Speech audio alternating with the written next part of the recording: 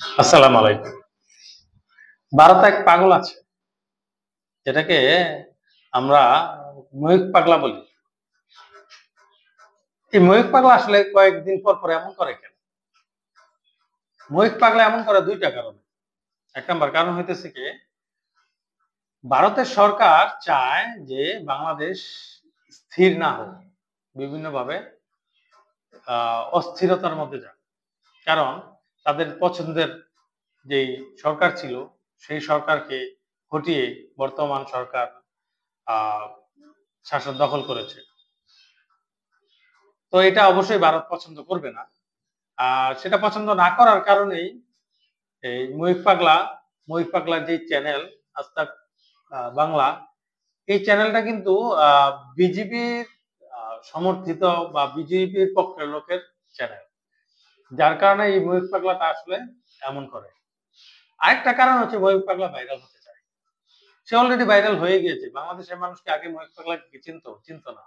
এই ময়ূক পাগলা এমন করার কারণে লাফালাফি, ঝাপাঝাপি, বান্দরের মতো নাচানাচি এগুলো করার কারণেই কিন্তু ময়ূক পাগলাকে আ বাংলাদেশের মানুষ চিনতে পেরেছে। সে অ্যা ইন্ডিয়াতেও একটা ব্যাপক পরিচিতি পেয়েছে।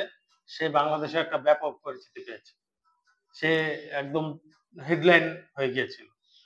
তো তার এই পাগলামির কারণে ইন্ডিয়া তো ক্ষতিগ্রস্ত হয়েছে, বাংলাদেশে কোনো ক্ষতি হয়নি। বাংলাদেশ একটু অস্থিরতার মধ্যে পড়েছে। কিন্তু বাংলাদেশের তেমন কোনো ক্ষতি হয়নি। যা ক্ষতি হয়েছে ইন্ডিয়ার ক্ষতি হয়েছে। যেমন কলকাতার বিজনেস আ তার জন্য ক্ষতিগ্রস্ত হয়েছে। এই ধরনের অন্যান্য সাংবাদিক যারা আছে তাদের জন্য ক্ষতিগ্রস্ত হয়েছে। তো এটা আসলে ভারতের বুঝা উচিত। ভারতের সরকারের বুঝা উচিত যে বাংলাদেশ হচ্ছে একটা প্রতিবেশী দেশ। তার উপরে কন্ট্রোল করা উচিত না। আ বাংলাদেশকে বাংলাদেশের মতো থাকতে দেওয়া উচিত। আ আমরাও চাই যে ভারত ভারতের মতো থাকুক, বাংলাদেশ বাংলাদেশের মতো থাকুক। আমাদের বাণিজ্য চলুক। কিন্তু ভারত যাতে আমাদের উপরে দাদাগিরি না করে সেটা আমরা চাই না।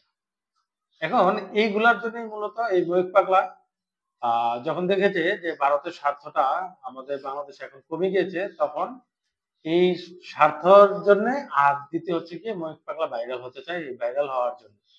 এই ২ টা কারণেই। যেহেতু এখন ভাইরালের যুগ, তাই ভাইরাল না হলে তার ডিমান্ড বাড়ে না। এই ময়ূক পাগলা ভাইরাল হতে চেয়েছিল এবং সে আল্টিমেটলি সফল হয়েছে। কারণ সে এখন বাংলাদেশের অনেক মানুষ তাকে চেনে। তো এই কারণ হচ্ছে ময়ূক পাগলা। আসলে আমরা ময়ূক পাগলাকে বেশি গুরুত্ব দিয়ে ফেলেছি।